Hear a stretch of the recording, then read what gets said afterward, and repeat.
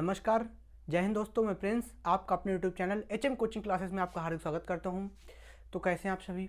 आशा करता हूं आप सभी अच्छे होंगे, बेहतर होंगे, ज़बरदस्त होंगे, अपनी पढ़ाई को अच्छे ढंग से कर रहे होंगे। ठीक है, तो जैसा कि आपको पता है कि आप लोगों ने बहुत ज़्यादा प्रयास किया, तब जाके ये आपका आरआरबी का आपका रिजल्ट तब जाके आपका आरआरबी का रिजल्ट बदला है, वरना तो इन्होंने तो अपनी मनमानी कर दी थी।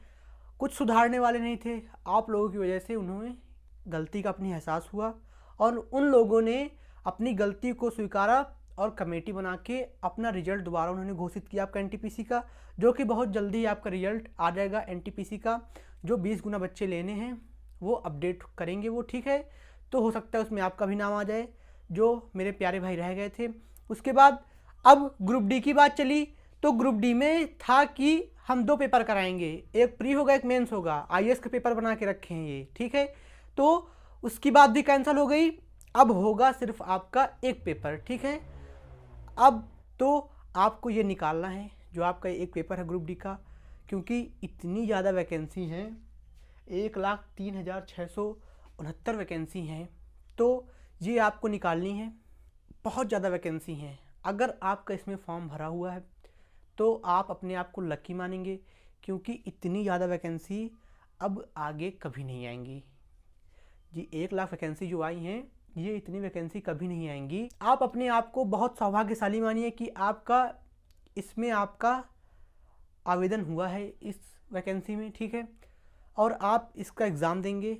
लेकिन अब आपकी एग्ज़ाम की बारी आ गई है। आपका जुलाई में एग्ज़ाम हो सकता है हो जाए, पक्का है एकदम। आपका जुलाई से आगे नहीं बढ़ेगा, आपको जुलाई में एग्ज़ाम हो जाएगा।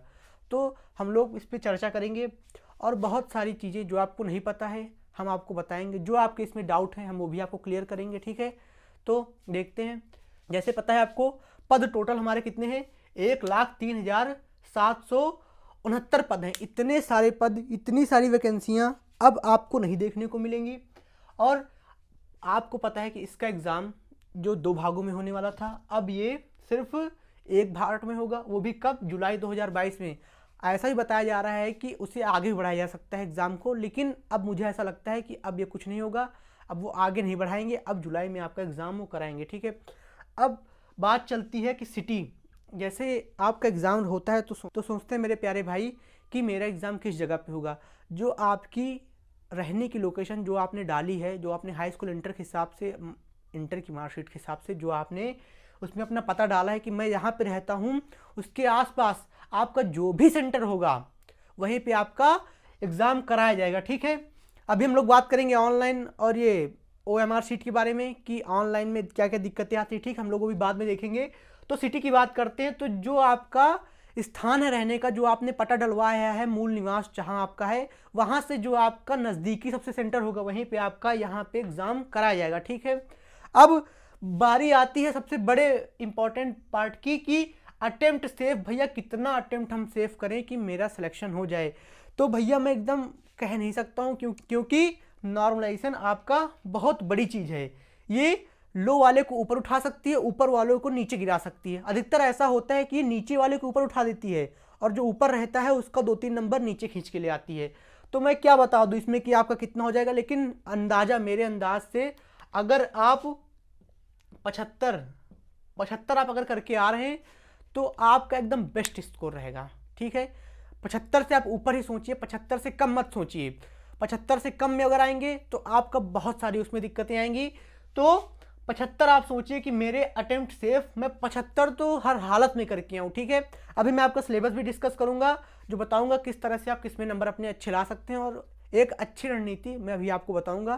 तो अटेम्प्ट की बात चल रही है, तो अटेम्प्ट आप 75 लेके आइए, ठीक है। अगर आप 75 ला रहे हैं तो एकदम आप सेफ जोन में हैं, आपके ऊपर कोई खतरा नहीं है कि मेरा एग्जाम क्लियर होगा नहीं होगा, ठीक है। उसकी आपको कोई टेंशन नहीं लेने की जरूरत है, सिर्फ 75 की बारी है।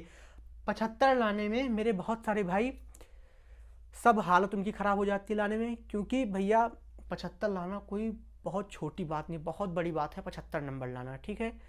इतने सारे बच्चे हैं, 75 लाने के लिए आपको बहुत ज़्यादा स्ट्रगल, बहुत ज़्यादा मेहनत करनी होगी। अगर आप पहले से कर रहे हैं, अभी तक आप अगर करते चले आ रहे हैं, तो एकदम पक्का मानिए आपका सिलेक्शन एकदम पक्का है, ठीक है। तो उसके बाद लेट एग्ज़ाम होने का फ़ायदा। और पहले तो लेट एग्ज़ाम होने का फ़ायदा देखो, लेट एग्ज़ाम होने का फ़ायदा एक ये भी है कि 2019 में वैकेंसियाँ निकली थी, अब 22 में जाके इसका जुलाई में पेपर होगा, ठीक है। उसके पहले दिल्ली पुलिस कांस्टेबल, ठीक है, और यूपी पुलिस भी आ चुकी है, ठीक है। काफ़ी सारी वैकेंसियाँ भर चुकी हैं, ठीक है। इसलिए इसमें बहुत सारे बच्चे जो हैं नहीं आएंगे एग्ज़ाम देने के लिए, जो बड़ी बड़ी पोस्टों में क्यों आएंगे ग्रुप डी का एग्ज़ाम देने के लिए, तो इसमें आपके होने के चांसेस ज़्यादा हैं, ठीक है।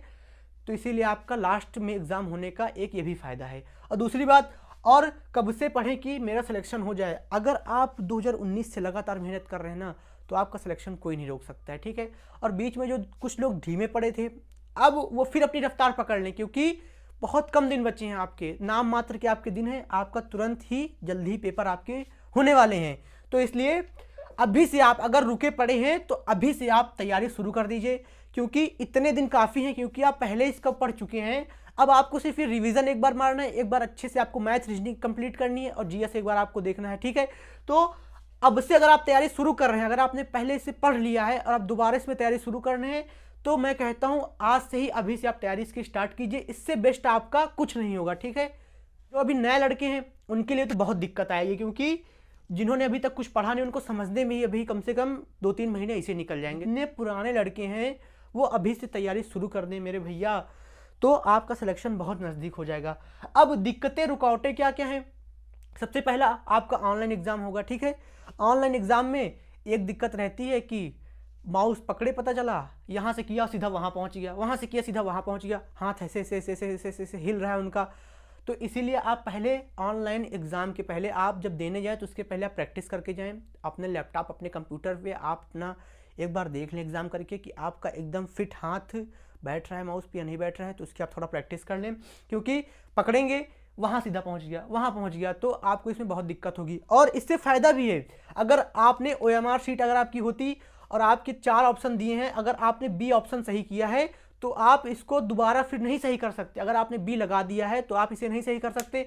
और मैथ अगर आप लगा रहे हैं, रीजनिंग लगा रहे हैं, आपको लगा नहीं ये तो नहीं ये होगा, मेरा तो जोड़, मेरा तो घटाना, मेरा तो गुणा, मेरा भाग गलत हो चुका है, तो आप इसे नहीं बदल सकते। आपका बी ऑप्शन अगर सही है तो आप बी एकदम सही करेंगे, इसमें आपके पास कोई चारा, कोई चांस नहीं है। अगर आप ऑनलाइन एग्जाम दे रहे हैं तो उसमें अगर आपने ए में टिक किया तो उसके बाद आप उसे ए से हटा के बी में टिक कर सकते हैं, फिर आप सी में कर सकते हैं, फिर डी में कर सकते हैं। पेपर के लास्ट तक आप कहीं भी कोई भी ऑप्शन आप लगा सकते हैं ऑनलाइन में। ऑनलाइन में आपकी सबसे बड़ी सुविधा ये है, ठीक है।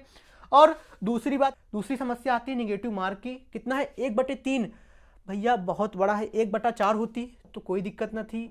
आपके 4 क्वेश्चन गलत तो आपका एक क्वेश्चन सही वाला भी खत्म हो गया। अब भैया 3 क्वेश्चन अगर आपके गलत हैं और अगर आपने एक भी सही क्वेश्चन किया है तो वो भी आपका खत्म हो जाएगा। अगर आपके 3 क्वेश्चन गलत हैं और जो आपने एक सही किया है वो भी ये ले डूबेगा, 0 आपका रहेगा। पहले क्या होता था, 4 क्वेश्चन 1/4 था तो 4 क्वेश्चन गलत, तब आपका एक सही मतलब सही वाला हटता था, ठीक है। तो 1/3 है तो आपको निगेटिव में भी आपको बहुत ध्यान देना होगा। आप करके चले आए, पता चला 80-85 क्वेश्चन, उसके बाद आपके 55 या 50 में ही आपके सही होकर आप लटक गए तो आपको बहुत दिक्कत होगी, ठीक है। ये वैकेंसी आपके हाथ से जानी नहीं चाहिए। आप इसे इतना मजबूती से पकड़ लें कि ये आपकी मुट्ठियों से बाहर जा ही ना पाए। मेरे भाई इतने दिन से आप वेट कर रहे हैं, 2019 से आप वेट कर रहे हैं सिर्फ ग्रुप डी की फाइट के लिए, तो अब ग्रुप डी पे पूरा दिमाग झोंक दीजिए, पूरी मेहनत झोंक दीजिए ना ग्रुप डी में। अब इसको बाहर कहीं से निकलने ना दे, ठीक है। मुट्ठियों में इनको जकड़ के रखें। जो आपकी इसमें एक आपका पद 1,03,000 में जो आपके पद हैं, इसमें आपका एक पोस्ट आपकी एकदम पक्की हो, ठीक है। और जाए पोस्ट भाड़ में, आपकी पोस्ट इसमें एक अपना स्थान पहले से ही बना ले, ठीक है। अब उसके बाद बात करते हैं कि नॉर्मलाइजेशन भैया बहुत सबसे बड़ा खतरा है। ये ना हमारे हाथ में ना आपके हाथ में, से कोई कुछ नहीं कर सकता, क्योंकि ये एग्जाम वाले ही इसे घटा बढ़ा सकते हैं, ठीक है। एक तरह से सही भी है, एक तरफ से खराब भी है, क्योंकि ये घटाता भी है बढ़ाता भी है, ऊपर वालों को नीचे ले आता है, नीचे वाले को ऊपर ले आता है। तो इसमें हम लोग कुछ नहीं कर सकते। तो यही है कि आप 75 करके आइए, ठीक है, तो आपका नॉर्मलाइजेशन से कोई दिक्कत नहीं होगी, ठीक है।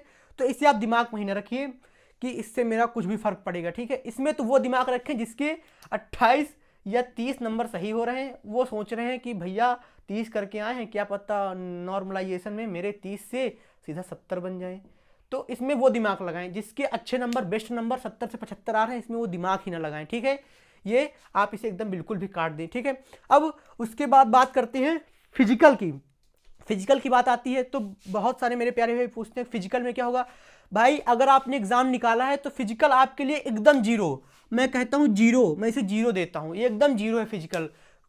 पता नहीं ना इसमें कोई आपका मेडिकल है, ना इसमें आपको कोई रेस है, सिर्फ आपको 35 केजी का एक भार उठाना है, आपको यहाँ पे रखना है, 100 मीटर पे जाके उसको पटक देना है, कुछ नहीं आपको करना है, बहुत सरल। मैंने बोला ना मैं इसे जीरो देता हूँ, एक मैं जीरो और दे देता हूँ इसे, ये कुछ नहीं है इसका फिजिकल यार। एकदम आराम से 35 किलो उठाओ, आप अपने घर में उठाते हैं कोई बोरी, या आप गेहूं पिसाने के लिए चक्की में लेके जाते हैं तो उठा के बस 100 मीटर पे जाके उसको फेंक दो जाके, कोई आपका फिजिकल एकदम जीरो है। अब एक सबसे बड़ी बात कि फिजिकल आपका कहाँ होगा, फिजिकल आपका होगा उसी जोन में जहां से आपने डाला है, ठीक है, जिस जगह से आपने फॉर्म डाला है ये फिजिकल आपका वहीं पे होगा, ठीक है।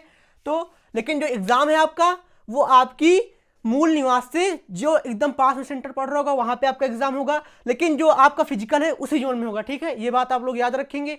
अब बात करते हैं सिलेबस की।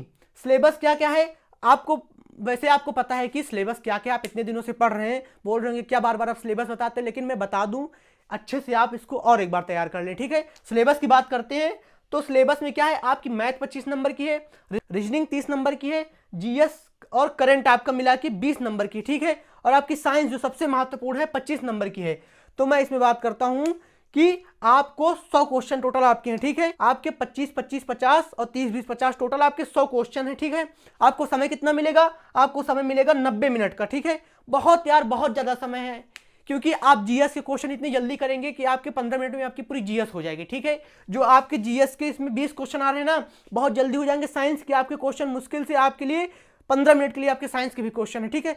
टाइम लगेगा तो मैथ में और रीजनिंग में, रीजनिंग में काफी ऐसे क्वेश्चन आते हैं कि आपको 5 मिनट के अंदर आप उसमें कम से कम 10-12 क्वेश्चन कर सकते हैं, ठीक है, इतने इजी आते हैं। और मैथ में भी 8-10 क्वेश्चन इतने इजी आते हैं कि आपको पेन उठाने की जरूरत ही नहीं पड़ेगी, आप ऐसे करके चले आएंगे, ठीक है। तो आपके ये मैथ रीजनिंग जीके साइंस आपके ये हो गए इतने नंबर के, 90 मिनट आपको मिलेंगे। मैंने बताया था आपको 1/3 माइनस मार्किंग आपकी चलेगी। तो भाई मेरे हाथ जोड़ के रिक्वेस्ट है आप ज्यादा गलत क्वेश्चन करके ना आए, वरना आप करके आएंगे इतने, लास्ट में बचेंगे उतने, ऊपर से उड़ेंगे आप आके नीचे फिर गिरेंगे, लफेदा खा के आप चले आएंगे, ठीक है। तो लफेदा नहीं खाना है, एकदम ऊपर आके उड़ना है। और बात करते हैं कि साइंस में आपकी बायो 10 नंबर की आएगी, ठीक है, साइंस में आपकी बायो 10 नंबर की, फिजिक्स 8 नंबर की, केमिस्ट्री 7 नंबर की। इसमें हो सकता है कि फिजिक्स 7 कर दे, केमिस्ट्री 8 कर दे, लेकिन बायोलॉजी में 9 या 10 क्वेश्चन आपके एकदम पक्के आने हैं।